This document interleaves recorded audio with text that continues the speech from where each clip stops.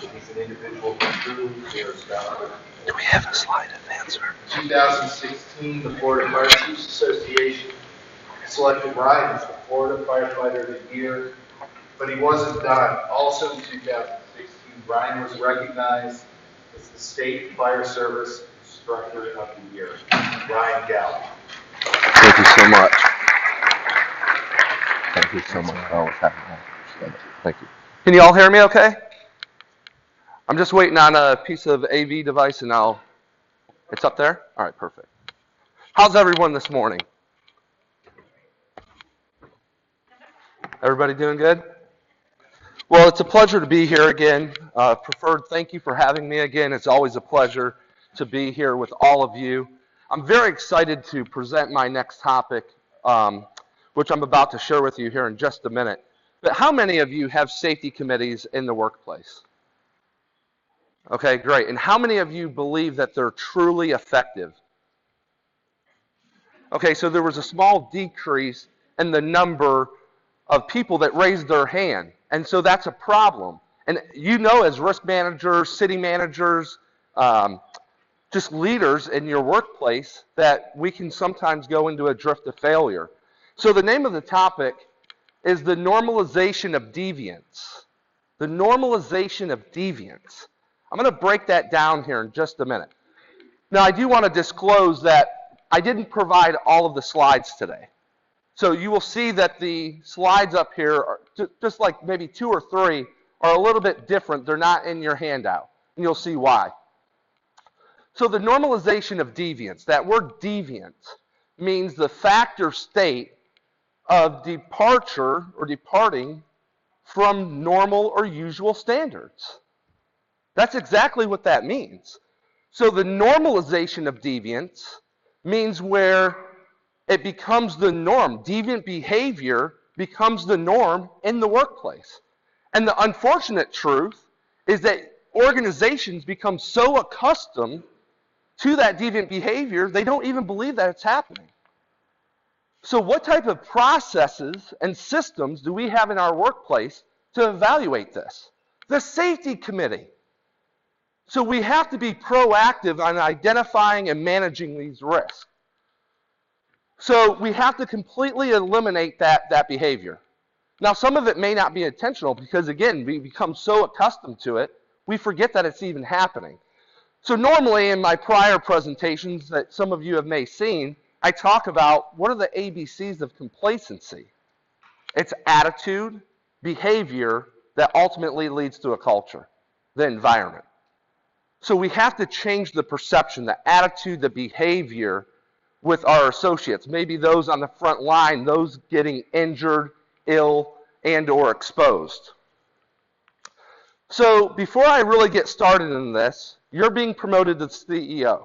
We come to these conferences and we have an ethical and moral responsibility to take back what we've learned and encourage other people to take what it is that we've learned and incorporate it in the workplace.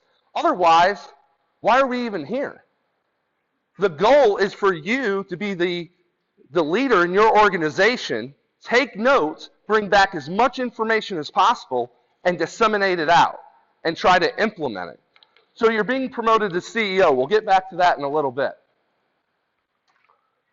So it's 5 easy steps to make your safety committee work.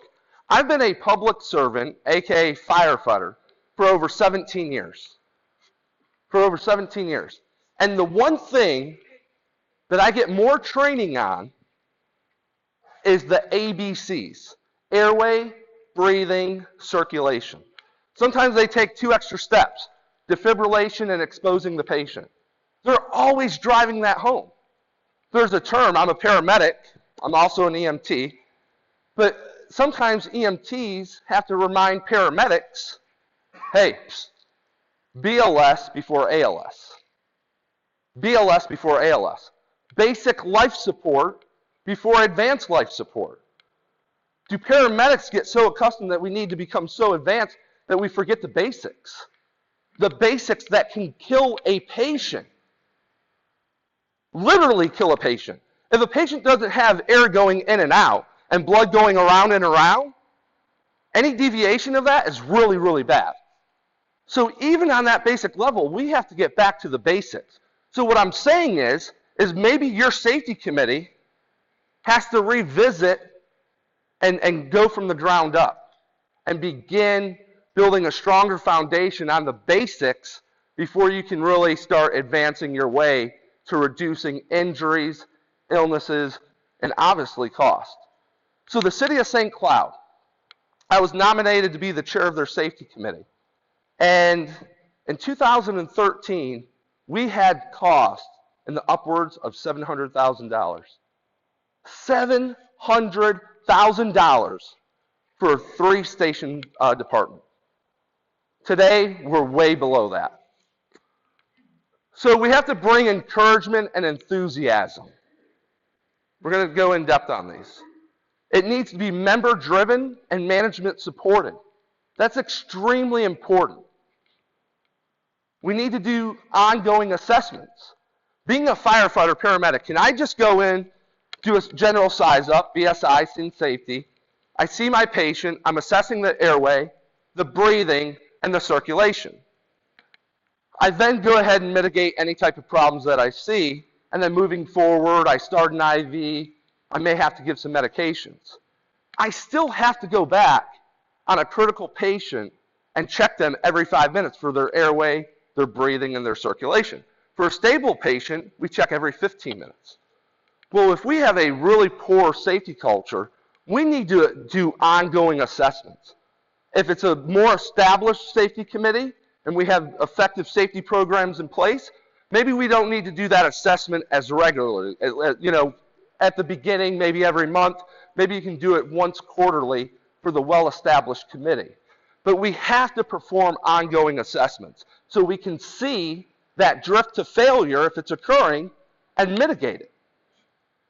Recognized by celebrating wins. Some may say we have an ethical and moral responsibility to be safe in the workplace. I agree with you. We do. But some people, unfortunately, don't have the passion for safety.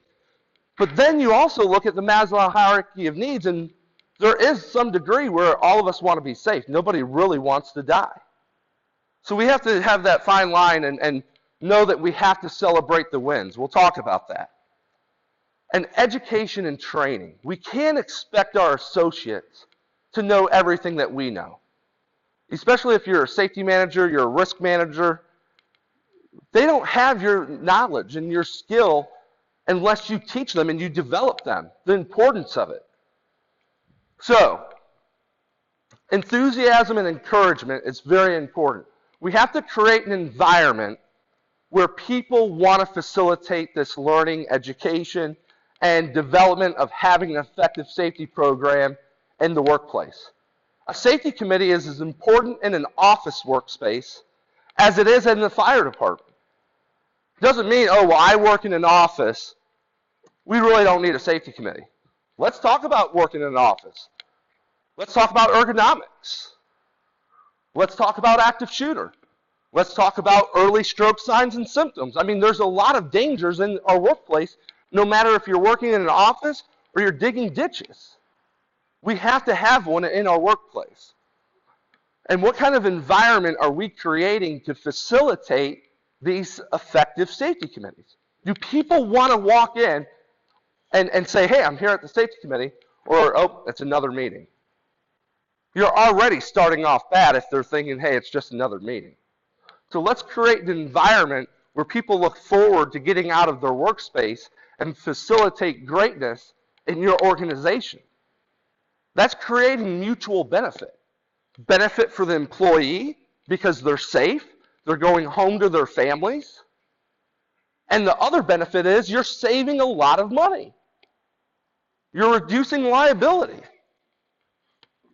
Under promise and over deliver. We all have the ability to sometimes over promise. And so I just want to make you aware, be very careful with what you promise. You don't want to create all these emotional deposits and then not allow things to go. Hey, if we get a good safety culture, we're going to be getting raises. Don't promise that right away. There's a high likeliness that you could, My organization, my fire department, we got a $3 an hour pay raise over the course of 3 years. Then we started working with our safety committee in our city. The city and the fire department used to have a bad relationship. Today we have a partnership. So important. Rotate safety committee members.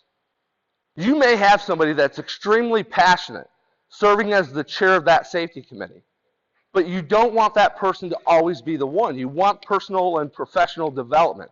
So for myself, I had to step down. I'm still a member of the safety committee, but I can no longer be that chairperson. I need to pass that on to someone else and give them the knowledge, skill, and ability and the encouragement to grow. That's what happened to me. I haven't been in safety all my life. I had a fire chief that said that we weren't compliant with the Florida administrative codes. And I had a battalion chief nominate me to the chair along with the fire chief. I'm like, this isn't for me, but I'll make it work. Today, I'm a full-time consultant on the property of a local theme park that protects the happiest place on earth. That encouragement, that drive that they shared with me, I now get to share with others. But you as safety leaders and experts have got to influence and empower your people and show them this is really important. Again, going back, if you're in an office or you're digging ditches or you're pulling someone over with the local police department, you're the fire department, lines division, it doesn't matter. We all have risk in our workspace. So rotate those safety committee members to keep that positive energy going. Doesn't mean that they're doing a bad job, just put some terminology in there that allows that rotation. Foster leadership model. Back in October, we were down in Sarasota with Preferred doing a member education day, and I showed you a video. Actually, it wasn't that last one. It was a couple seminars ago. But I showed you a video about Dave Marquette. You definitely want to write this guy's name down. Dave Marquette, Turn the Ship Around. Read that book and then pass it on to someone else. I absolutely, positively encourage you to read his book and pass it on. It is extremely powerful, it's inspiring, and it will definitely give you the motivation to make progress with your culture in relation to safety. So member-driven management supported. It's where the members drive the safety. We really know what's going on. It's not that our leaders don't. You need to think about the risk management plan. You need to worry about funding and finance and all of these other things. Have the members, those that do the job, drive this program. That way we don't have our management developing policies and or procedures and not getting the buy-in from our associates. That's not going to create an environment where they want to be safe. So have them come up with ideas. Be an authentic listener. This is extremely important in your personal and professional life. So many times we're sitting here and we're listening, but we're distracted by what? I mean, for me, I have to keep your attention right now. You know what my biggest competition is right now? Making sure that you don't go on this. As a professional speaker, being part of the National Speakers Association, I have learned at our Central Florida chapter, this is my biggest competition. Wow. And then it resonated with me, you know, even in our personal and professional lives, are we a distracted listener? Are they trying to tell you something that could create greatness in your organization and you're distracted because you forgot one or you didn't hear one small piece of information? That's critical. By the way, I want to introduce, I apologize, my friend Dr. Jo. She's an expert on wellness. She's part of the National Speakers Association. She's filming me. She's my special guest, so thanks, Dr. Jo. Provide members time to contribute to the committee. Okay, we have to create a safe workplace. Excuse me. We have to. But now we're not affording them the time, giving them the time to create policies, procedures, do research, or whatever it is that they need to do to create wellness in your organization. I mean, at what point in time are you allotting them the time to really facilitate and come together to talk about this? If you are, that's fantastic. If you're not, I really encourage you to evaluate that and consider giving them the allotted time that they need. And obviously, if someone's coming in off duty, pay them the overtime that's required. The how-to. You may have the answer being a safety expert, but sometimes you just have to sit there and maybe ask, what do you think? How should we do this? And then they think they came up with the idea. They did.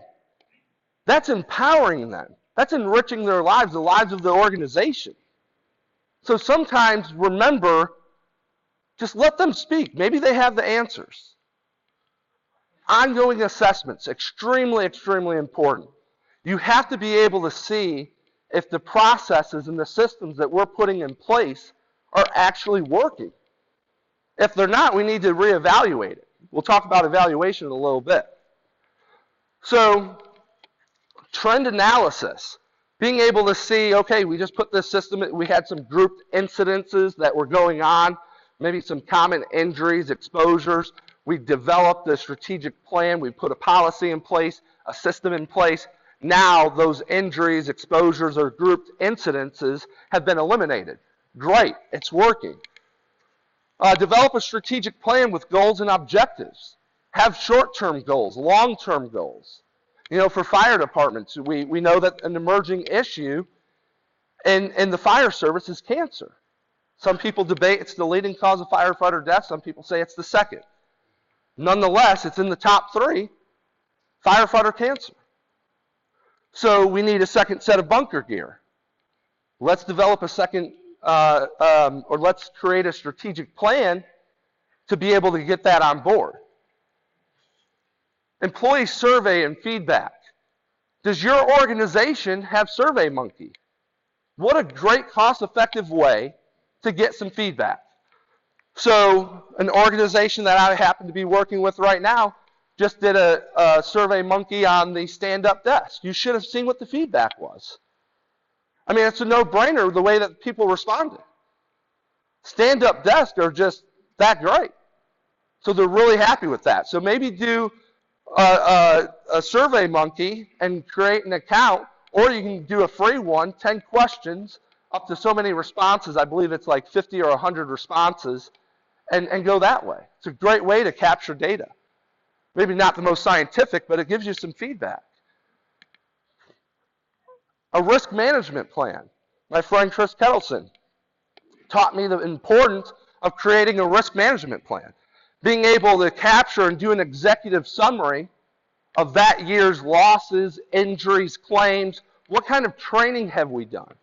Putting that in there. How much was it? And being able to deliver that to council members and management, showing that you are being progressive on trying to reduce the cost and the claims.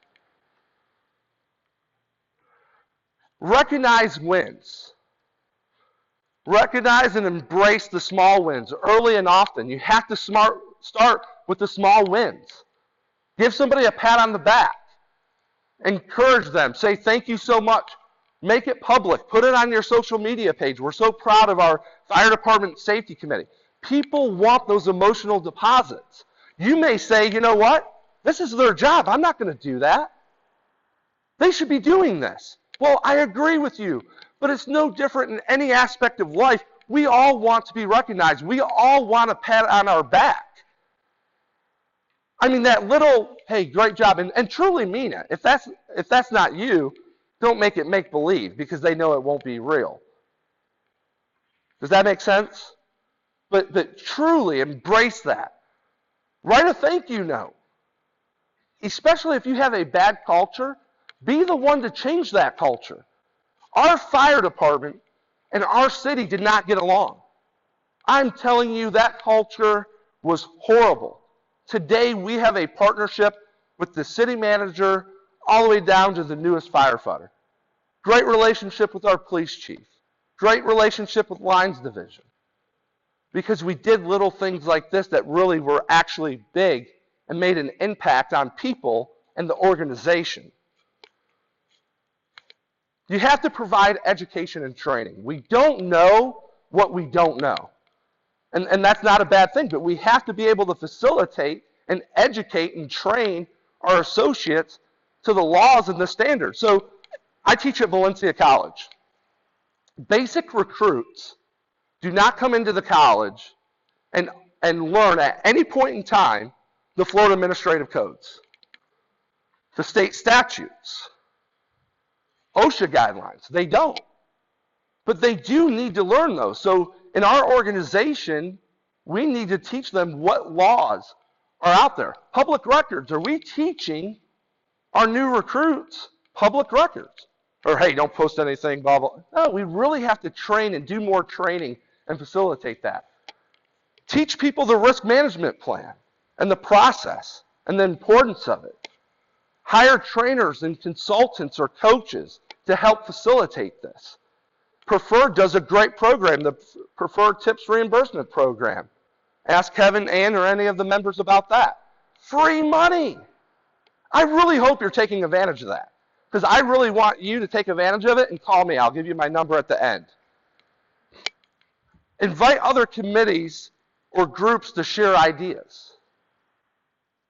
We partnered up with Walmart, UPS. You should see UPS's safety committee. They have thousands of them across the world. So, with that little bit of basic information that you really know deep down inside, bring it back out. Be the CEO. You have to be the CEO. We have just created an opportunity to learn something and to encourage some people. When you're the CEO, you're the Chief Encouragement Officer. Be the CEO. Go back to your organization and encourage a safer, healthier workspace. You won't only impact the lives that you work with, but also yourself.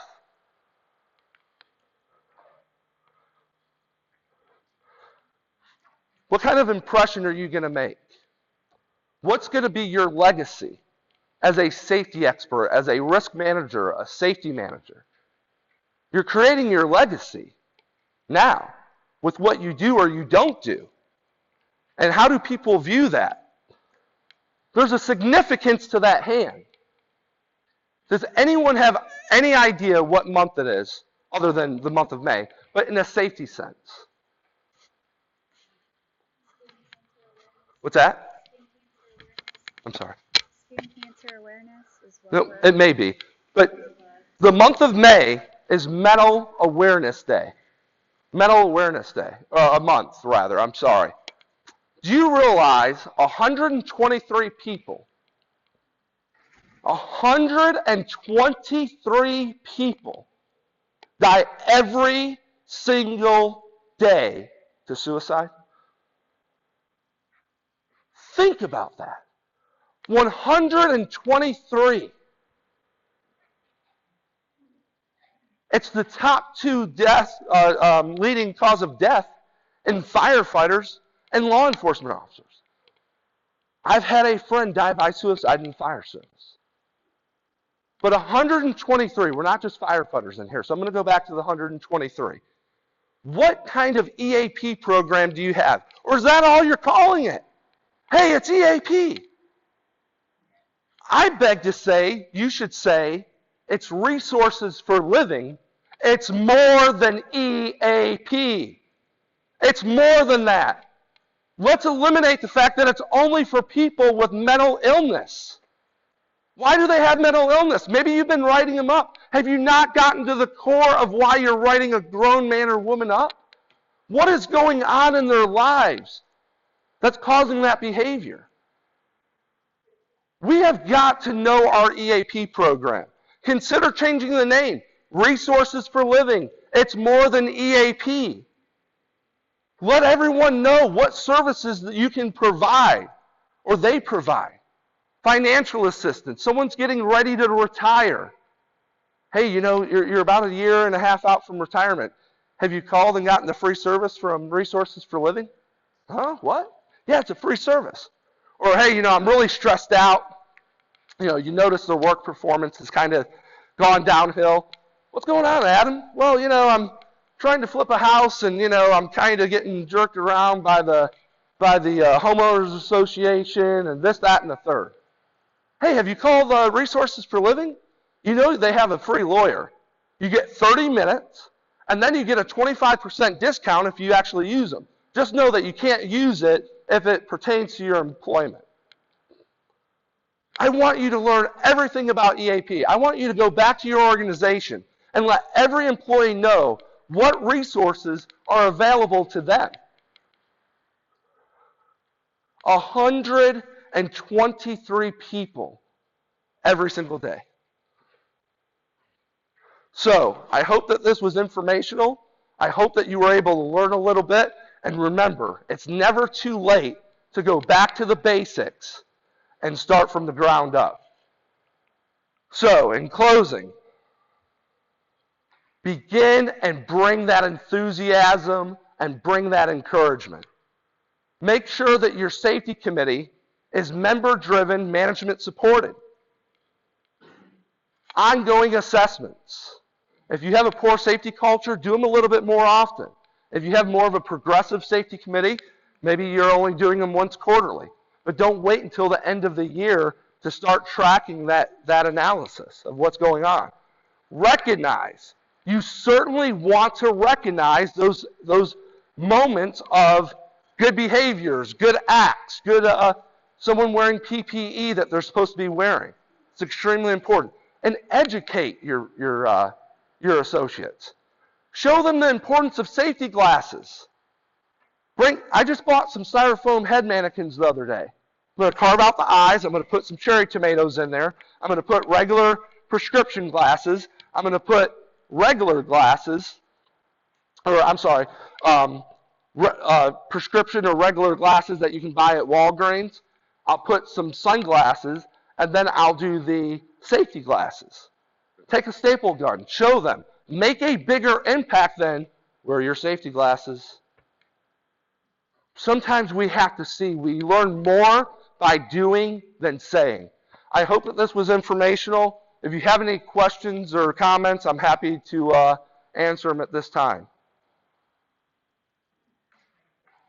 Yes, sir. Just a minute, please. Just a minute, please.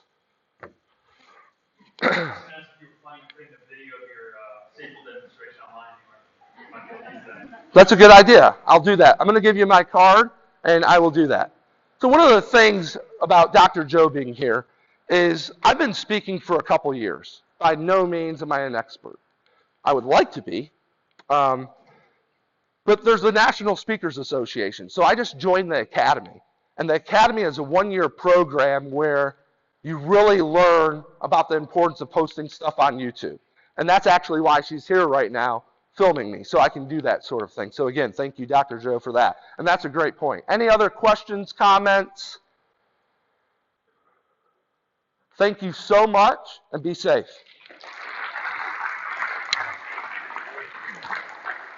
Thank you. Thank you so much. Thank you.